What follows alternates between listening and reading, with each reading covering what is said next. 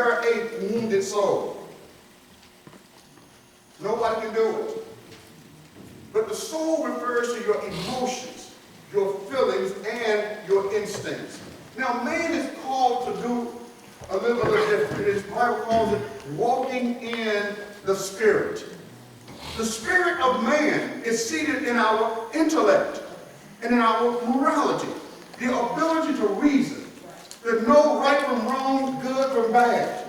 That is what God has given us. We know these things because God gave us a higher level of understanding.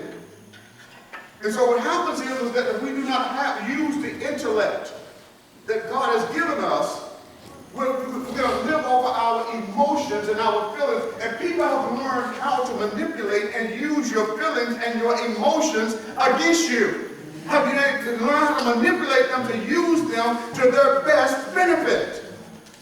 Not in a way that's pleasing to God, but for their best benefit. Listen, when we do not walk with this right here, if you walk in the Spirit, ye will not fulfill the lust of the flesh, the desires of the flesh, the desires of the soul. You would not fulfill them because you're walking in a higher plane on a higher level. With my mind, with the flesh, I myself serve the law of sin. With my body, with my flesh, do I serve the law of sin? What's the law of sin? What feels right, what I think is right, what I want to do, I'm going to do it. The law of sin. What if I'm big enough to do? What if I can get away with? The law of sin. I'm going to do it. But with my mind, do I serve the law of God?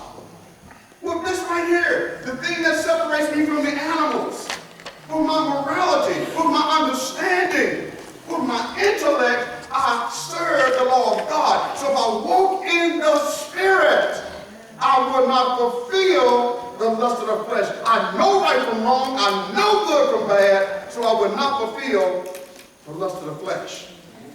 This is superior.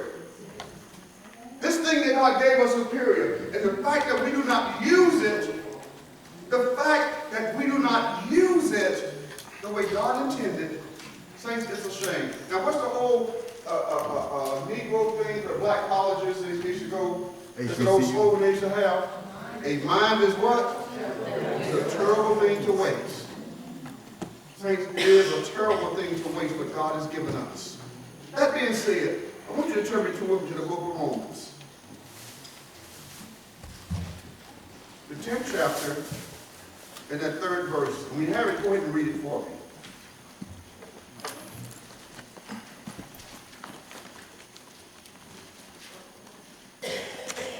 Chapter 10, verse 3. For they being ignorant of God's righteousness, and going about to establish their own righteousness, have not submitted themselves unto the righteousness of God. Amen. And that, right there, that first sentence, for they being ignorant. Now we use that word in such a derogatory way, don't we? You're just ignorant. Y'all know how we used to say that growing up, call each other ignorant. That word became such a bad word, almost like a curse word. But ignorant simply means not knowing, unlearned. Okay? That's all that it means. For they being ignorant, not knowing of God's righteousness, not knowing about it. Okay? That's all Paul meant when he said ignorant here. They're simply not knowing of God's righteousness. They went about to establish their own righteousness. Look at somebody and say, there is a standard. Standard. And that standard is righteousness. Standard is righteousness. There is a standard. And that standard is righteousness. See what has happened over time is that we have began to look, and I can't get away from what God has been saying, saints. We've gotten to a place to where we look out and we see things and we look at it as though it is normal. And it becomes normalized because everybody does it. Everybody else is doing it. To the extent to where when you get a taste, say, okay, I'm not going that direction, I'm going to go this direction. now you become an outcast. You become a villain. You become too different. And you know how the devil uses that against us? We're afraid to be different. So we get that mentality to where game mentality, to where we do what everybody else is doing, so attention is not put upon me and I'm not looked at like I'm different. But saints, the thing that we have to do is this here. Don't be afraid to be different. Take the dare to be different. I remember when I was a young man, I was young, got saved at 21, and I could count the number of young black men in Charleston that were saved on one hand. And it was less than 5. There wasn't a whole lot of friendship with people my age. There wasn't a whole lot of things that I was found to do with people my age. I remember at the place I worked, they asked me one time, did I have a girlfriend? I said no. They thought there was something wrong with that. Because I was different. A young man my age with a job, working and everything, he ought to have a woman. So I was different. But it was prophesied. I remember I went to New York one year. I went on vacation. I went to Niagara Falls alone. That's a honeymoon spot for those of you that don't know. But I went to Niagara Falls just to get on a vacation.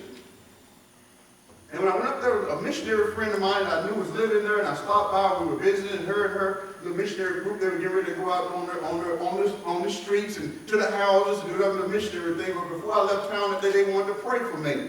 And one of them prophesied and said, you're going to stick out like a sore thumb.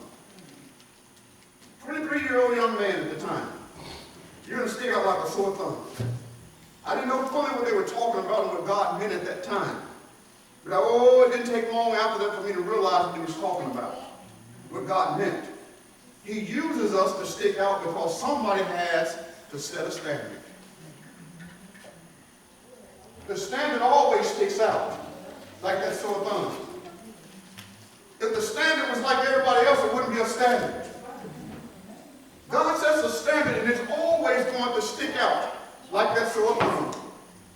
And it was unnatural, it was not normal for me as a young man to have a house, living by myself, having a good job, have 2 cars in the driveway. It wasn't normal for me to be in that situation.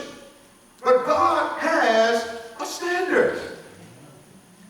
The standard has been blurred nowadays. I want us to understand this. The standard has been blurred. Well, Sister Cookie, you didn't know that the word was given on a couple weeks ago when you brought the word. Because see, the standard is this here nowadays. Again, we got to get away from it. Shacking up has become the new standard. Did y'all know that? It has become the new standard. Even though from the foundation of time, from the Bible, the principles, it was always said that a man is better to marry than to burn, that every man have his own wife, every woman have her own husband. It's been said like this is the foundation of time. But because of the way things are today, it has been blurred, and that has become the new standard for the world. Not the church. It's the standard for the world, not for us. We know right from wrong. We know good from evil. We know this. So it's not our standard. It is the world's standard. That's why I said the standard has been blurred. It's been blurred. We can lie. We can cheat. We can steal. We can rob. We can do all the things we're big enough to do. It's all right. I just come as long as I come to church on Sunday. But let me tell you, no, that's not the case. It's not the case. The standard is righteousness. The standard. For time's sake, I'm not on that too long, but let's go to what the standard. The standard is righteousness. And what is righteousness? See, we got that mixed up. What is righteousness? Now, I wish I had the time.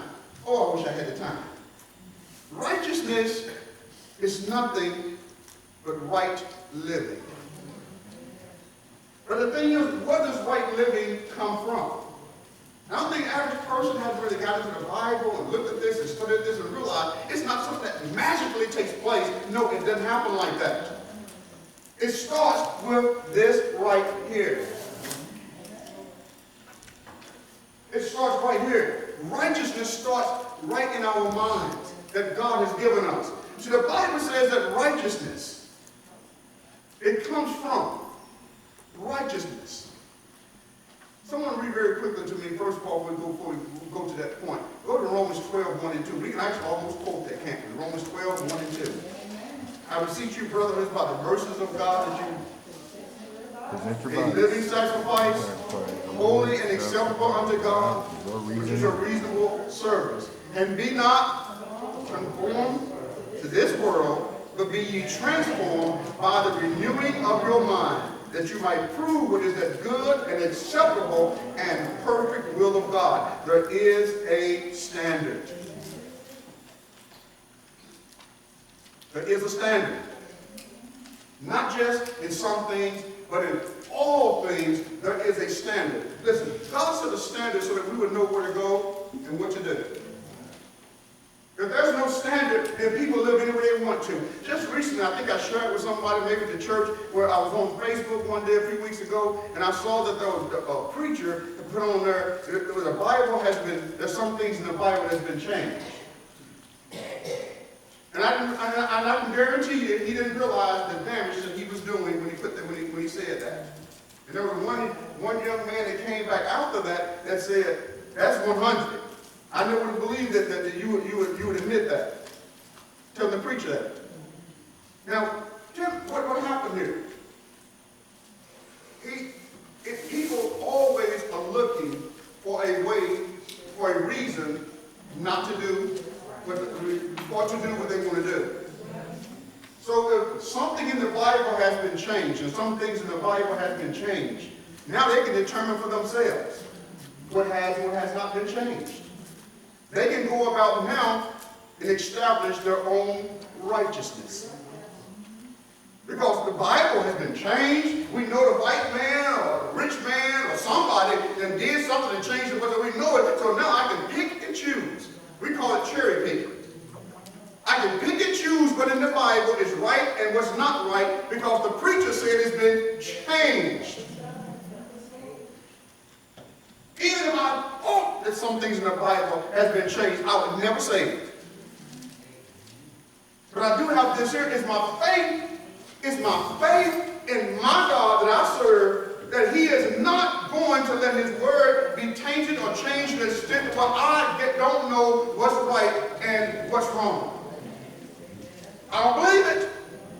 I've lived my whole adult life living for the God that has led me, that has guided me, that has spoken for me. And listen, I don't believe that he's going to let me go lacking in any way when it comes to serving him. So I would never tell anybody that the Bible has been changed. The word of God is infallible. Heaven and earth shall pass away, but my word didn't know the danger, didn't know the damage that was being done by putting this right out here on Facebook. And you know, and that stuff is all over the world now. Didn't know it. But there is a standard. And the standard is right here. It's in the Word. So once you take away that standard, they can establish their own righteousness. Oh, bless the Lord. But where does righteousness come from? Where does righteousness come from? The Bible lets us know. Anybody know where righteousness comes from? Before I even tell you, raise your hand if you know where righteousness comes from. Well, let me tell you where it comes from. Abraham believed God, and God imputed it unto him for righteousness, or accounted it unto him for righteousness. The only way we become righteous in the eyes of God is through faith. Was anybody there when they took Jesus to the judgment hall? Any of us here today? Was anybody there when they whipped him, put the crown of thorns on his head? Was anybody there? Was anybody there when they nailed him to the cross? Was anybody here today where you there when he hung his head and died? Was anybody here today? Were you there when he got up from the grave on the first day of the week? Were you there? None of us were there. So how do you know that this happened? How do you know that it happened? You don't know. You can't prove it to anybody. Because you weren't there. It's been 2,000 years ago, and there's no way that I can prove that to anybody. But my faith becomes my proof. My faith tells me that all of this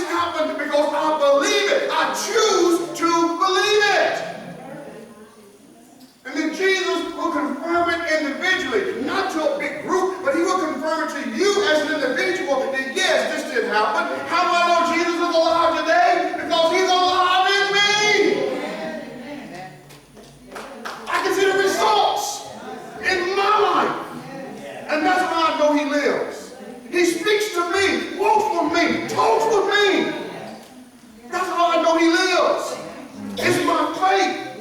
And my faith in God, my faith in Jesus has made me, and God accounted that unto me for righteousness. And the only way that I become righteous in the eyes of God is not by any act, not by anything I do, not by giving money, not by showing up at church, but the only way I can become righteous in the eyes of God is simply believe that Jesus Christ suffered and died and rose again on the third day.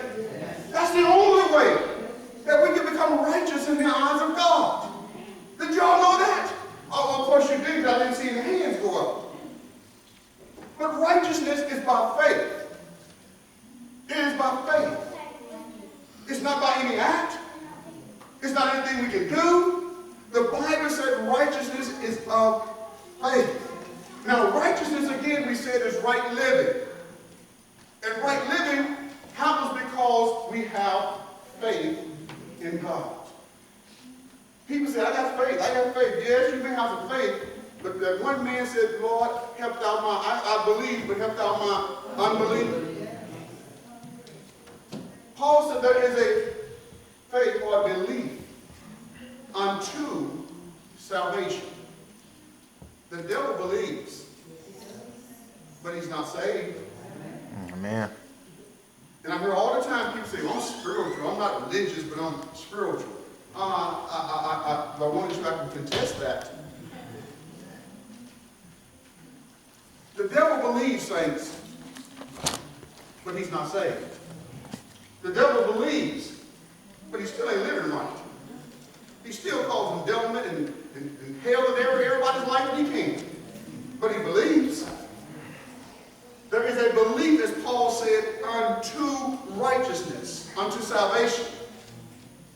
You can believe, but the faith that you have doesn't cause you to live a certain way. Your faith and your belief needs to be strengthened.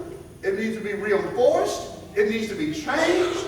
Something needs to happen. And that's what the man told Jesus, asked him, your faith. And he said, I believe, help thou my unbelief. See, some people can believe God for a new pair of shoes, but you can't believe him for a car. You can believe him to take care of that broken finger, but you can't believe him to take care of the cancer. See what I'm saying? So there's different levels of faith and belief. But we have to have a different level of faith to cause us to live for God. And living for God talks about what we do is right living. Righteousness comes about because we know what's right from wrong. We understand. And once we know it, then there has to be a belief in God that will cause us to live a certain way, which is a righteous life. God does that through faith. If I don't believe God, I'm going to continue to do everything I'm big enough to do. But since I believe that there is a heaven, and I want to get there, and I believe that there is a hell, which I don't want to go there, it's going to cause me to live a certain way. It's going to change my conduct. It's going to change the way I act, the way I talk, the way I walk. It's going to change everything because I believe. If I don't believe, I'm not going to stop doing what I used to do. If I don't believe, I'm going to continue to live the way I used to live. But because I believe, it's going to lead me and take me to righteous living. And now I become a righteous man. Everyone understand that process? And where does faith come from? Hearing. Faith come what? Hearing. Faith cometh by hearing. And hearing by The Word of God. the Word of God. See, saints, if you want to bring about righteous living and want to be righteous in the eyes of God, it's not so much what you do. It's the beginning point. The beginning is faith. You've got to believe God with everything. See, if I don't have enough food, if there's no food system, if there's not food in the house, and I don't have any money, there's different ways I can put food on the table, right? I can go rob a bank. I can can rob somebody's house. I can hit somebody over the head. I can go sell drugs. But there's a lot of different ways to get some food on the table. But if I am in that situation, and I see, and I believe that God is able to make a way, my faith says that causes me to live a certain way. There is a standard. Trusting in my God, trusting in the Word. Somehow, some way, He is going to make a way. I don't have to deter from the way I'm living. I don't have to deter away from what God has told me to do. I don't have to turn to crime or anything else to put food on my table. I can hold on to my standard of righteousness, my way of living. I can hold and stand on that and know that God is going to make a way. My faith is what I'm holding on to. I remember, listen, real life experience. I remember it was a Saturday. I can't remember how old I was, maybe 13, 14, but I remember there was a Saturday in our home. And I was a young teenager at the time. Mom didn't have any money, and there was no food in the house. But God had an angel by the name, we called him Grandpa. Right, Mom? He came over and took us to the store and bought us some food. Now, these children, we ate that day. And we didn't have to rob a bank. Mom didn't hold nobody up. But we ate. To maintain our standard of living and righteousness in the midst of all that's going on, a standard was set. And to this day, I still believe that in tough times and hard times, if I live the way God wants me to live, if I maintain my righteousness, God is going to always make a way. Real life saints. I don't have to do wrong. I don't have to take down. I just maintain the standard of living that God has given me. And everything is going to be all right. Listen, when you got your husband, your wife, your girlfriend, your boyfriend, listen, and I'm trying to tell people this today. There's a standard of living. A perfect example. Sister Rose knew about this. Discussion been going on lately about a law, and I don't even know what the law is. I don't even get into that. That was passed down in Georgia. I don't even know the terms of the law. I don't know what the law is all about. It doesn't even matter. Does anybody know about the supposed law that was passed in Georgia? One hand, two hands. See, the rest of us just don't get informed, do we? Really don't care. But anyway, the thing that's going around with my family on Facebook. The right to choose. Woman has the right to choose. It's like, I don't care what the law, the man's going to write. It doesn't even matter. When you're talking about the standard that God has set, we as Christian people, we do not abort babies. Amen. Don't care what man says. Don't care about the laws. There is a standard that God has set. And we hold on to that standard, no matter what. If it costs us our life, we stand on the standard.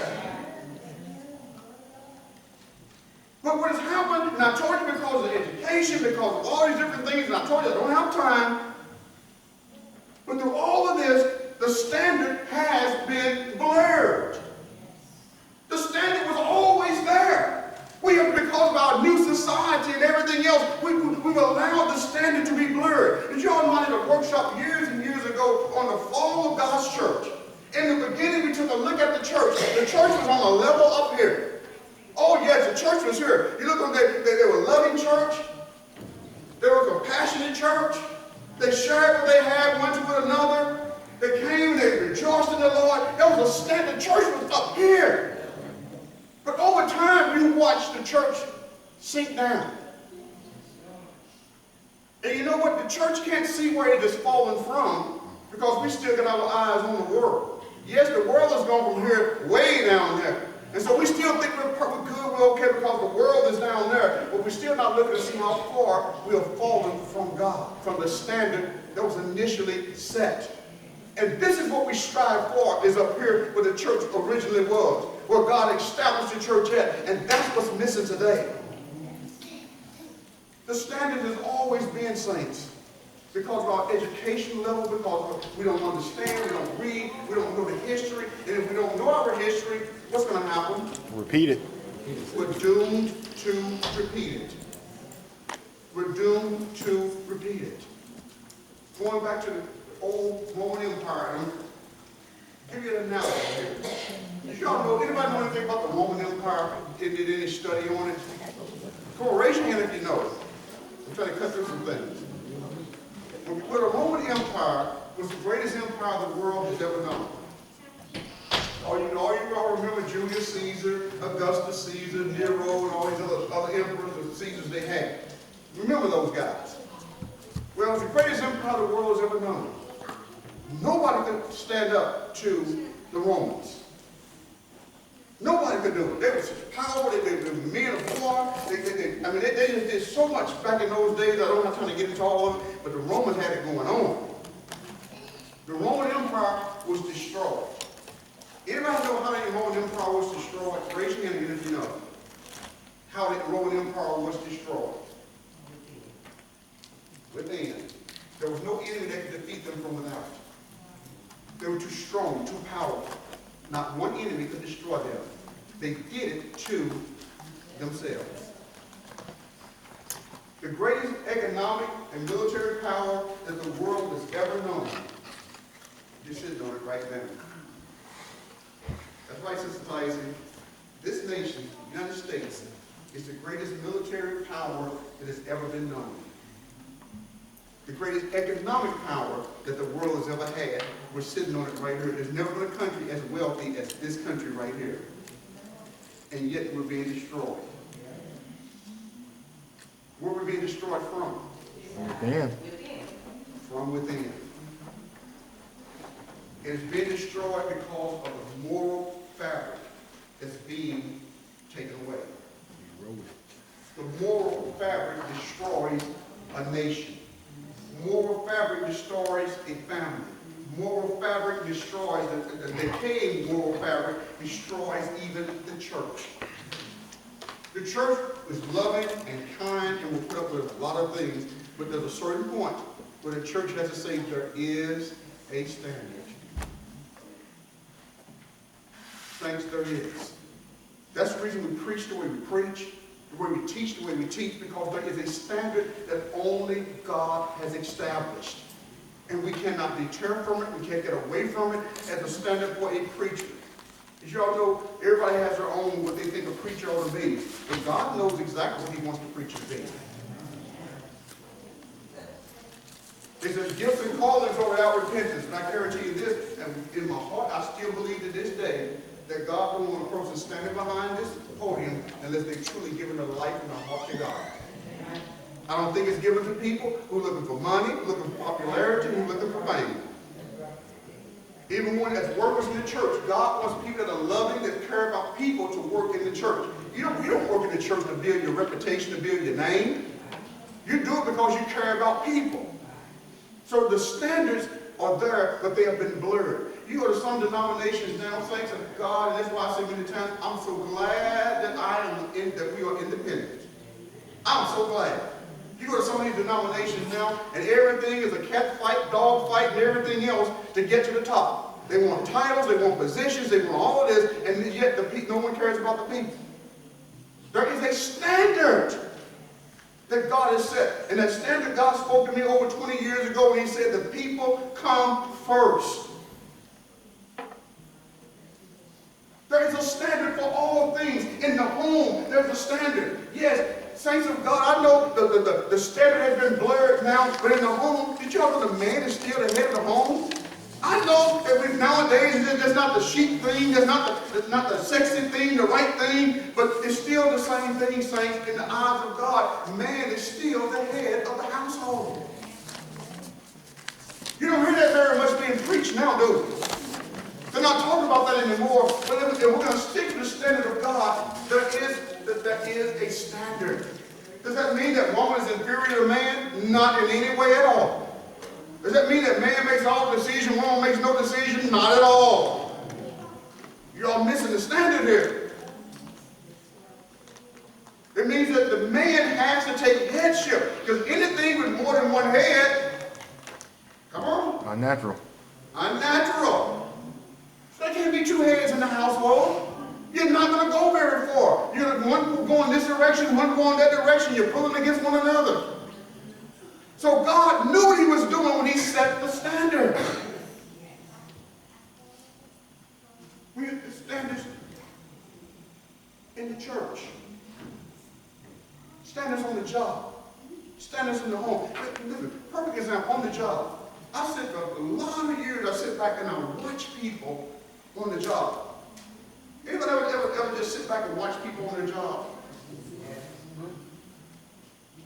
There is a standard that has been established on your job. And saints, you cannot maintain a righteous living if you're not adhering to that standard. I work for the United States Postal Service. And I still say to this day one of the worst places in the world to work. There may be some more worse, but I just didn't like it very much there at the end. But as much as I didn't like the job, as much as they made stupid, dumb decisions on everything, and we're doing the work, we know better, as much as all that happened, you know what? When I went into work, the Bible still lets me know from the standard that's been set. We do an honest day's work. For what? Honest day's pay. We don't go in and get by. We don't go in to do as little as we can do and say, oh, I want to get paid. No. We have an obligation from God. The standard that has been set on the job. Saints, you go to job, you go to your job, and you go to work. It don't matter what anybody else is doing or not doing. You do your job, and people will notice you. Am I right, Brian? Mm-hmm. People will pay attention to what you do. I remember the young people would come in, and Brian knew because they talked to the young women and talked to him. But I always told them all the same thing, right? What did I tell them, Brian? Just do your job. Do your job. No matter how stupid the management was, no matter how dumb the decisions they made, I always told them, do your job. Saints, it's a standard that God has given us. I would not feel good taking a paycheck when I know that I did not work for it. And then you got all nowadays the standard. It's hard to have a righteous living when we always go to jobs and we're never there. We're sick. We're sick. Because I want to hang with the guys. I need to get with the girls. We're calling in sick. And let me tell you, that sick pays off. Rose, how much sick leave did you have when you retired? 2 years worth of sick leave. She went to work. Sometimes with sick, sometimes with the flu, sometimes with sinuses, everything else, but she went to work. That's a standard, saints. That is a standard that has to be set on the job. Don't look and cross-eyed at your boss. No, that's not a good, saints. But the thing is, I'm trying to stress to you today, righteousness does not come by magic. It comes from right living. Right living comes from faith in God that causes us to live a certain way. And faith comes from hearing. And hearing from the Word of God. We have to use this right here. It's the starting process. It's the start of the whole process, saints. God gave it to us. This is the beginning of it. Dedicate every day of your life. Dedicate some time to the Lord. Give God some thought, study, meditation. Give God pray, talk to Him every day. Use this thing right here, and you will find yourself walking in the Spirit. And as you use this right here, your faith will grow. Your faith increases. And your faith will cause you to live a certain lifestyle, and live a certain way, which is called righteous living. And righteous living becomes the standard whereby all of us can show the world, show other people. Because without a standard, saints, people just don't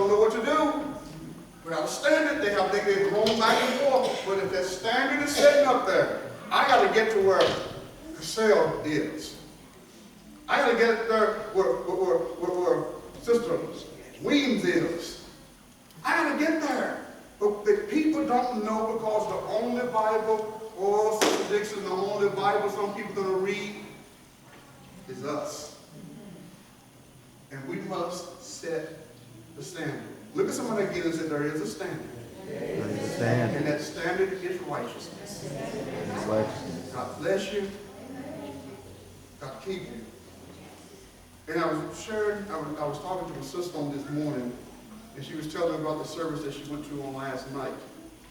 And when she was talking to me, I was just sitting there smiling because, you know, the power to heal people is not in the individual.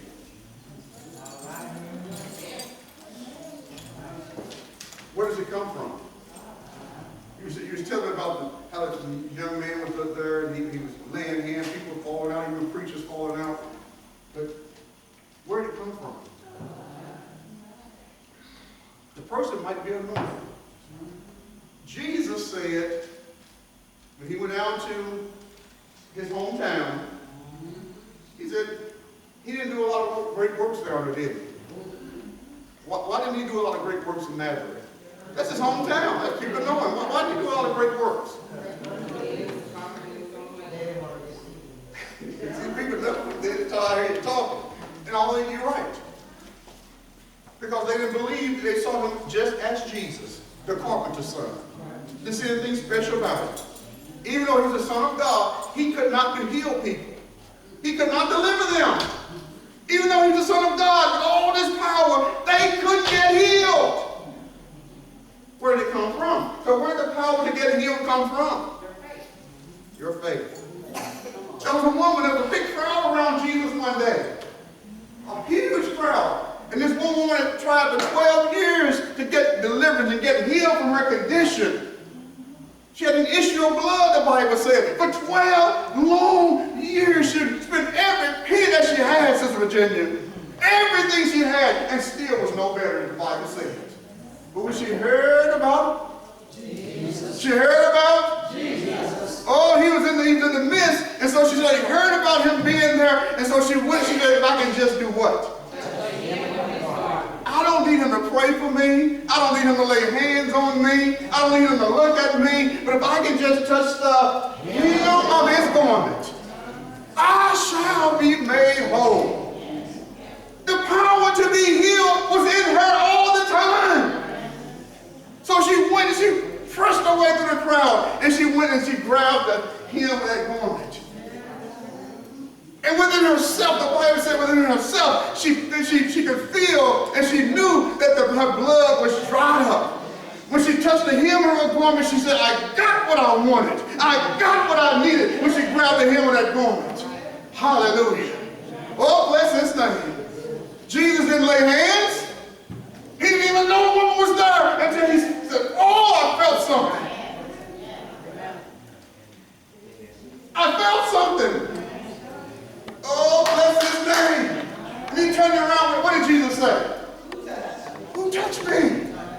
His disciples said, Lord, why are you asking that question? All these people touching you. But no, this touch was different. Because I felt virtue leave my body.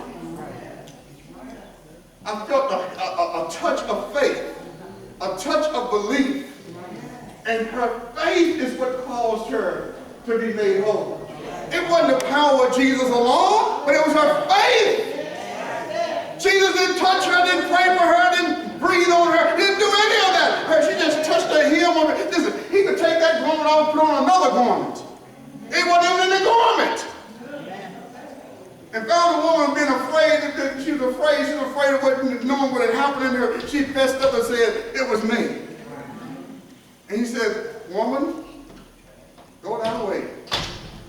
What else did he tell her? What did he say? Thy faith has made you whole. Saints, the same thing can happen to every one of us if we use the faith, activate the faith. Whatever condition, whatever situation, it doesn't matter what's going on. If you, if you have faith, you can receive it. Anybody need a touch from the Lord today? Very quickly. Anybody need a touch from the Lord today? Oh, bless his name. Bless his name. Thank you, Jesus. Hallelujah. Come praying, come praying. We're not going to take long. Just come. Oh, bless the Lord. Don't get in line. Don't you just step around. Oh, bless his name. Thank you.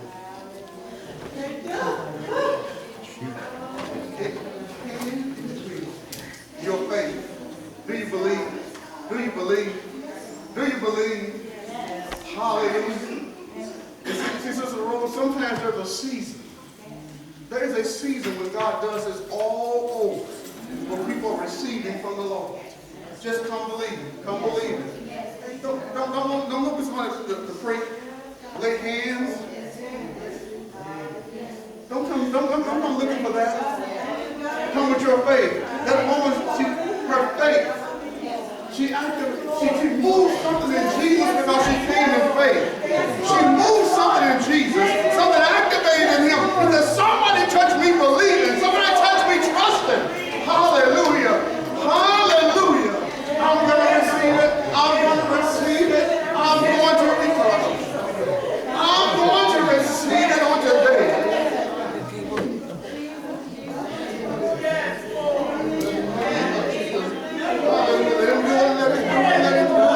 And don't doubt.